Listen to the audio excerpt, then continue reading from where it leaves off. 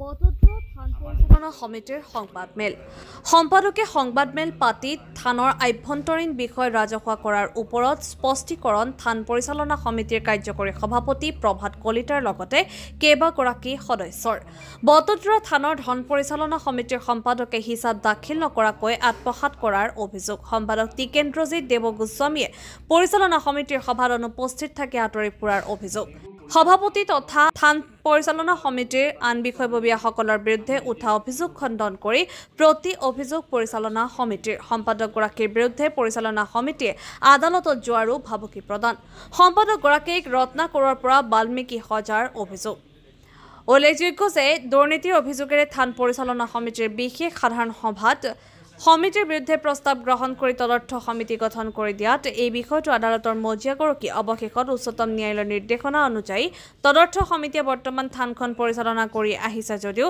বৰ্তমান পৰিচালনা সমিতিৰ বিষয়ববীয়াসকলৰ মাজত আৰম্ভ হোৱা আভ্যন্তৰীণ কণ্ডলে থানৰ গৰিমা যথেষ্ট ম্লান কৰিছে news desk report any express আমাৰ নিমন্ত্ৰণ ৰক্ষা কৰি আপোনালোক আজি আমাৰ এই সংবাদমেললৈ অহাৰ কাৰণে আমি আপোনালোকক সংবাদদাতাসকলক বটদ্ৰ থান পৰিচালনা সমিতিৰ পৰা আমাৰ ধন্যবাদ আৰু কৃতজ্ঞতা জ্ঞাপন কৰিছোঁ। এটা কথা মই প্ৰথমতে আপোনাক স্পষ্ট কৰি দিব বিচাৰিছোঁ আপোনালোকক যে বটদ্ৰ থানৰ ভিতৰুৱা কথা ৰাজহুৱা কৰিবলৈ আমাৰ একেবাৰে ইচ্ছা নাছিল আৰু এইবোৰ কৰিলে থানখনৰ মৰ্যাদা আৰু পবিত্ৰতা নষ্ট হয় বুলি আমি নিজে অনুভৱ কৰোঁ। কিন্তু আমাক এতিয়া বাধ্য কৰোৱা হ'ল যে আমি নকৰিলে নহয়।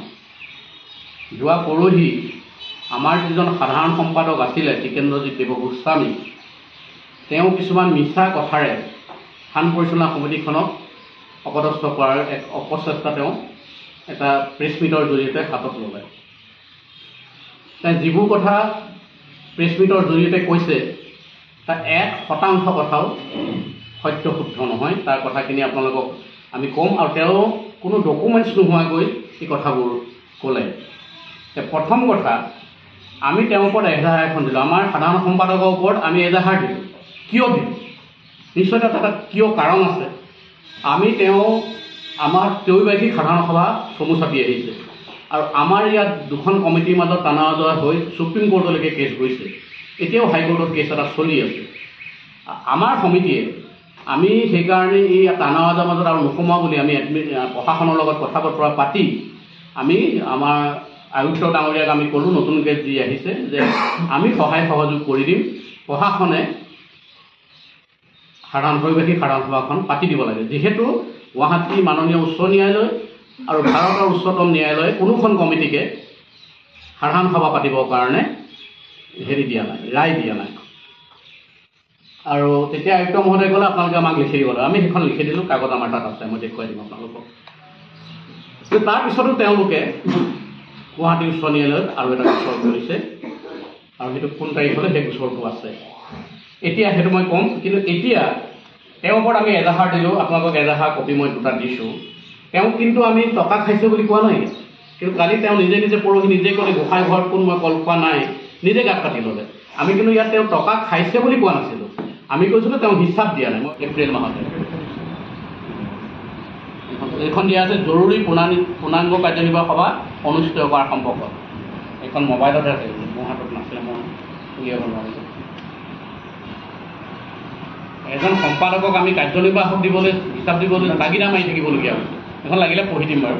আমি আয়ুক্ত ডাঙৰীয়াক যিখন চিঠি দিলোঁ, মানে আমি লিখি দিলোঁ গুৰুজনাৰ একাউণ্ট বাকীখিনি মই নপঢ়োঁ আৰু লাগিলে কপি দি দিম।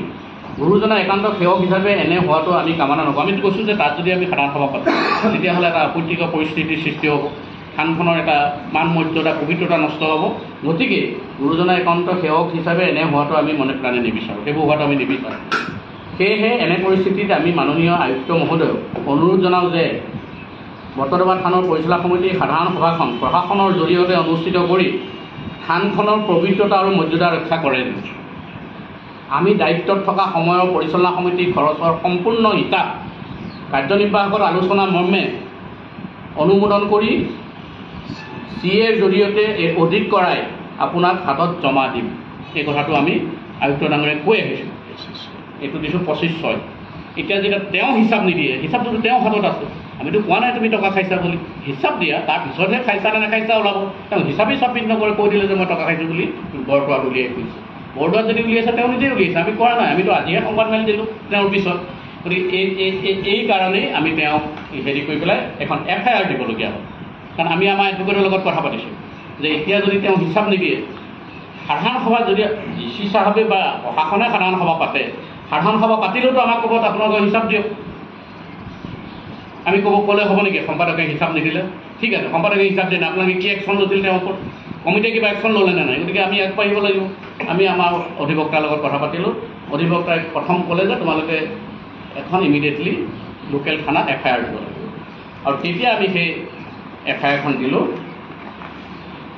এজাহাৰখন আমি দিলোঁ, কপিটো আপোনালোকক দিছোঁ, পঢ়িলে সময় লাগিব। আৰু ইয়াত এখন দিছোঁ আমি 8/7 দিছোঁ। ইয়াত কিন্তু আমি তেওঁ টকা খাইছে বুলি লিখা নাই। আমি ইয়াত লিখিছোঁ দাখিল মানে 3 মাহে হিচাপ কৰিব দিব লাগে, আৰু আপুনি বিভিন্ন অজুহাত দেখুৱাই হিচাপ দিয়া নাছিল। আজি 3 মাহ ধৰি আপুনি কাৰ্যনিৰ্বাহকৰ পৰা আঁতৰি পৰিছে। মোকে আদি কৰি সভাপতিহে আমাৰ সভাপতিয়ে দিছে, আদি কৰি কাৰ্যনিৰ্বাহকৰ কোনো সদস্যই টেলিফোন আদিতো তেওঁ নোপোৱা হ'ল। আমি নাপাম, ফোন নধৰে তেওঁ। উপায়ন্ত হৈ আমি তেওঁলৈ কেইবাখনো পত্ৰ প্ৰেৰণ কৰিলোঁ, তাৰপিছতো তেওঁ হিচাপ দাখিলৰ ব্যৱস্থা নল'লে। আমি তেওঁক পইচা খাইছোঁ বুলি কোৱা নাই, আমি হিচাপ দাখিল কৰা নাই বুলি কৈছোঁ।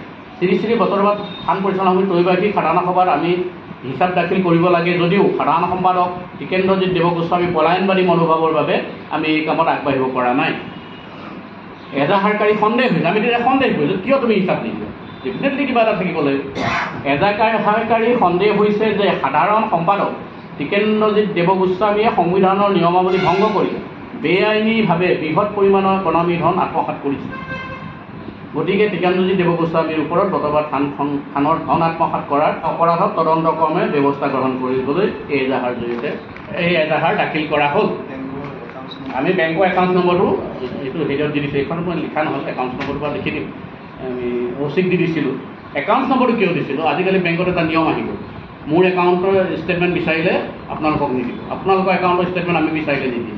মানে একদম একাউণ্ট চহী থকা হোল্ডাৰজনে চহী কৰি দৰখাস্ত দিব লাগিব যে আমাক ষ্টেটমেণ্ট লাগে।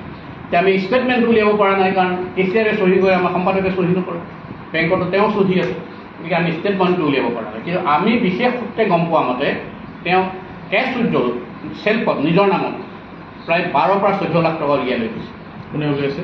আমাৰ সম্পাদক নাম টিকেন্দ্ৰজিৎ দেৱগোস্বামী, তেওঁ উলিয়াই লৈ গৈছে। কিন্তু এইটো আমি বিশেষ সূত্ৰে গম পোৱা মতে, সেইকাৰণে তেওঁ হিচাপ দিয়াৰ পৰা আঁতৰি আছে। আৰু আমাৰ কমিটিত আমি এটা নিয়ম কৰিছিলোঁ যে আমি কোনো ধৰণৰ কেছ ট্ৰেঞ্জেকশ্যন নহওঁ।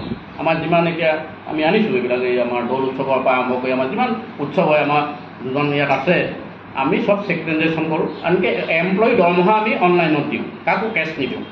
আমি এওঁ কেছ উইথড্ৰল কৰিবলগীয়া কিয় হ'ল? আৰু এতিয়া তেওঁ কাৰোবাক কৈ আছে মই কিবা ফুটপাথ বনাইছোঁ, কিবা বনাইছোঁ। সম্পাদকজনে 10,000 টকাৰ ওপৰত যদি এক্সেছ খৰচ কৰিবলগীয়া হয়, কাৰ্যনিৰ্বাহকৰ অনুমতি ল'ব লাগিব।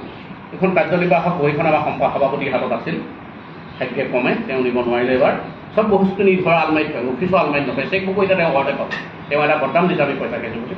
তাত আপুনি চাওক, আমাৰ ক'ৰবাত তেনেকুৱা কাৰ্যনিৰ্বাহকত তেওঁ টকা আনি কাম কৰিব পাৰিব বুলি কিবা এটামান ৰিজলিউশ্যন আছে নেকি?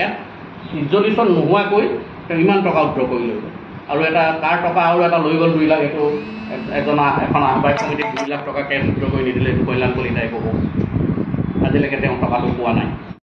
9 জুলাই বুধবাৰ আছিলে এতিয়া, হঠাৎ মোক বৰদোৱা থানাৰ OC-য়ে মোলৈ এটা ফোন গ'ল, বুজা মানুহ অকণমান লগ পাম 5 মিনিটৰ কাৰণে আপুনি আহিব। মোক ইয়াতে কোৱা নাই কি কথা কি বতৰা। মই কৈছোঁ যে মোৰ সত্ৰত কাম হৈ আছে, মই অলপ দেৰিকৈ কৈছে নহয় আপুনি আহক 5 মিনিটৰ কাৰণে আহক। তাৰপিছত মই তেখেতৰ ফোন কলটো পাই পেলাই মই ধুমাধুম মোৰ সত্ৰৰ পৰাই মই ডাইৰেক্ট আমাৰ বৰদোৱা থানালৈ আহিলোঁ। আৰু বৰদোৱা থানাত আহি OC ৰুমত সোমাইছোঁ প্ৰায় 12টা বজাত। সোমোৱাৰ লগে লগে তাত দেখিছোঁ আমাৰ সম্পাদক মহোদয় টিকেন্দ্ৰজিৎ দেৱগোস্বামী বহি আছে, আমাৰ থানাৰ কৰ্মচাৰী অমৰজ্যোতি কলিতা বহি আছে। তেতিয়া OC ছাৰে মোক বহিব দিলে, মই বহিলোঁ। তেখেতে একাপ চাহ খোৱালে। তেখেতে এই আমাৰ ইয়াৰ আটাই দিয়া যিখন এজাহাৰ, সেইখনৰ ওপৰত মোক কৈছে যে বৰদেৱ আপোনাক মই চিনি পাওঁ, দৌল উৎসৱৰ পৰাই চিনি পাওঁ, গতিকে এইটো কি হৈছে থানত, গতিকে এইখিনি অলপ চাই আপোনালোকে নিজৰ ভিতৰতে বহি পেলাই এটা হেৰি কৰক, কাৰণ এই থানৰ ভিতৰত আমি পুলিচ মতে বেয়া পাওঁ। তেতিয়া মই খুদ সম্পাদকৰ মোৰ কাষতে তেখেত মই তেতিয়া কৰিবলৈ ছাৰ আমাৰ তেখেত আজি 1.5 মাহ ধৰি পেলাই সম্পাদক মহোদয় আমাৰ পৰা আঁতৰি আছে কিয় আঁতৰি আছে মই নাজানো কিন্তু মই বহুতখিনি তেখেতক মই সহায় কৰিলোঁ গোটেই কামখিনি দেখা পঢ়া কৰাৰ দায়িত্ব তেখেতে মোৰ ওপৰতে আগৰ স্বীকৃতিও দিছিলে মই তেনেকৈ কৰিলোঁ এতিয়া তেখেতে কি বেয়া পালে কি কথা মই ক'ব নোৱাৰোঁ কিন্তু তেখেতে আজি 1.5 মাহ ধৰি মোৰ লগত কোনো দিন নাই গতিকে এতিয়া তেখেত আঁতৰি থাকে তাৰ কাৰণতে তেখেতে গম পাব আৰু ছাৰ যদি তেখেতে এখন এক্সিকিউটিভ কল কৰক ইমিডিয়েট এখন এক্সিকিউটিভ কল কৰক এই এজেহাৰটোৰ ওপৰতে তেখেতে এক্সিকিউটিভত কল কৰক বৰদোৱাত কৰক যদি বৰদোৱাত তেখেতে নোৱাৰে নগাঁৱত কৰক যদি নগাঁৱত নোৱাৰে আমাৰ নিয়েৰেষ্ট এখন সত্ৰ বাণী সত্ৰত কৰক মই এইখিনি ব্যৱস্থা আমাৰ তাত চাহ পান মদ খোৱাৰ ব্যৱস্থাটো কৰি দিম এক্সিকিউটিভত গোটেই বিষয়বখিনি মাত্ৰক আমাৰ যিখিনি মেম্বাৰ আছে মাত্ৰক যিখিনি উপস্থিত হয় তাতে তেখেতে হিচাপ নিকাচখিনি দাখিল কৰক ফাইনেন্স ছেক্ৰেটাৰীও আমাৰ আহিব ময়ো তেখেতক কম ইয়ালৈ আহিব গোটেইখিনি আমি এতিয়া যিহেতু আপকামি আমাৰ যি সাধাৰণ সভা আছে 14 যে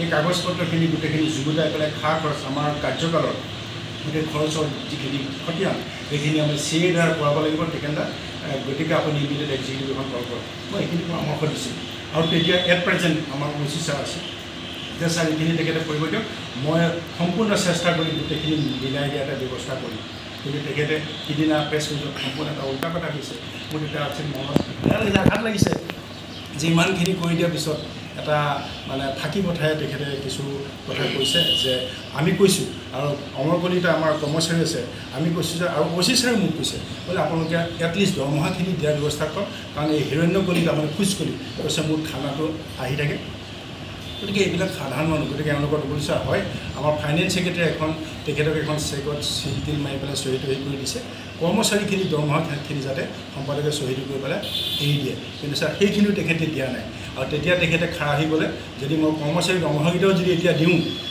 দিলে মোক বৰদোৱা ৰাইজে ধৰিব তেনেকুৱা কিছু ককাই ভাই কৰিব কথা কওঁ যে মোৰ ভাই ককাই আছে মই ভাই ককাইৰ লগত পৰামৰ্শ ল'ব লাগিব গতিকে তেখেতে তেনেকুৱা ধৰণৰ কিছু কথা কৈ পেলাই OC ছাৰৰ ওচৰৰ পৰা তেখেত আহি তাৰপিছত আমিও পৰ্যায়ক্ৰমে ঘৰলৈ উভতি আহিলোঁ কিন্তু পৰহি দিনা যি প্ৰেছ মিটত তেখেতে লাষ্টৰ ফালে মানে আমাৰ কথা এটা কৈছিল গতিকে এইটো দোকান এটা মিছাৰ কথা ক'ব নালাগিছিল অন্ততঃ সমিতিখনে তেখেতক কোনো ব্লেকমেইলিং কৰা নাই আৰু আমিও কৰা নাই আৰু গোটেই সম্পূৰ্ণ নথি পত্ৰ ক'ব আৰু তেখেতক পইচা খাইছে বুলিও মই কোৱা নাই মই কৈছোঁ আপোনাক পইচা খাইছে বুলি কোনেও কোৱা নাই তেখেতে কৈছে যে বৰ্ডত ফাটা ফুটা হৈ আছে মই বোলো মুখৰ কথা মানুহৰ মুখৰ কথা লৰে গতিকে সেইবিলাক কথাত আপুনি নাযাব তথ্য ক'ব আপুনি ইমিডিয়েট এই 3টা জেগাতে আপুনি এক্সিকিউটিভখন কৰক আপোনাৰ সুবিধা অনুসাৰে তাতে মই কিমান পাৰোঁ মই আপোনাক তেওঁলোকক কৈ মাতি মই আপোনাক এটা মিলাই আমি যেতিয়া আপকামিং যিখন আমাৰ জেনেৰেল মিটিং হ'ব তাত যাতে আমাৰ সমিতিখনৰ যাতে কোনো বদনাম নোহোৱাকৈ আমি তথ্য সহকাৰে টকা পইচা হিচাপটো দাঙি ধৰিব পাৰোঁ এইখিনি পৰামৰ্শ দিছিলোঁ গতিকে এইখিনি মোৰ ক'ব লগা